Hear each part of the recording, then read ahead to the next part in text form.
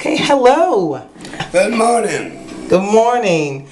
We are here with John Samuel Martin Sr., who is the patriarch of the Martin family.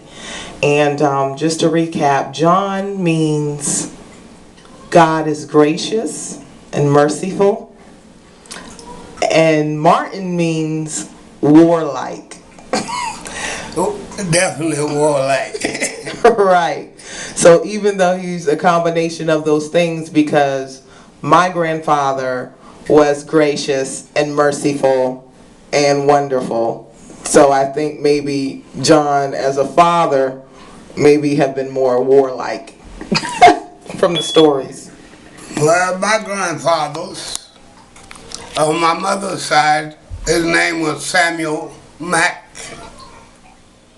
He was a nice, lovable man, and he did everything he could to keep you comfortable, and he loved you, and he did a lot for you. My father's father was very mean. He was one-armed, he was born one-armed, and he was a carpenter and a brick mason, but he was a very mean man. Okay, we're going to have to get through some of our questions today. So let's go over some questions so we can get to know this patriarch. Who is John Samuel Martin Sr.? So we're going to start with, where were you born and raised? I was born in Waterford, Mississippi, Marshall County, and I was born on plantation.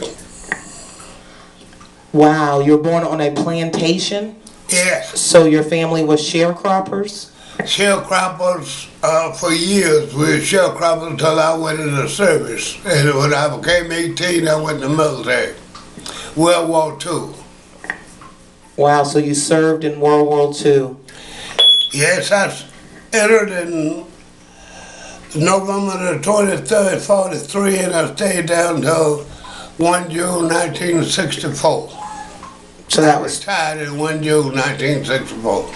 wow, my mother's birthday. So that was 22 years in the service. I served 22 years in the military.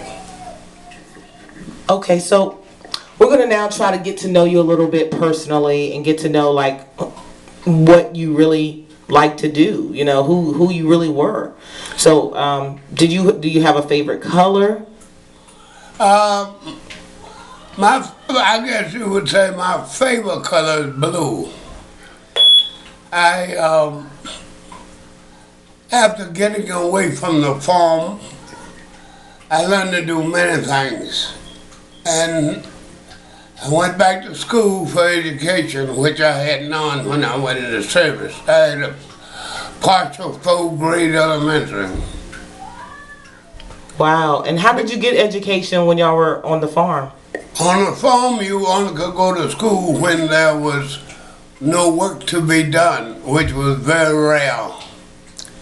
And you planted your first, you had to get your ground ready for planting, and then you planted whatever you were going to raise, cotton, corn, and all your vegetables.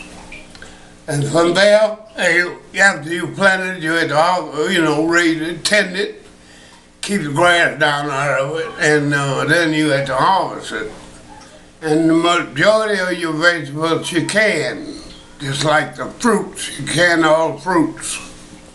Wow, so canning, so you did a lot of canning? You didn't buy nothing much but salt, pepper, baking powder, and flour. The rest you grew. We grew the corn, we shelled it, we carried it to the mill and had it ground to whatever we wanted. Grits, cornmeal, and chopped it up for the chickens.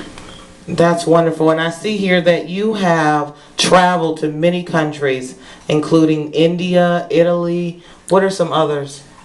And traveling, being in the Navy, I went many places. I went around the world 3 times.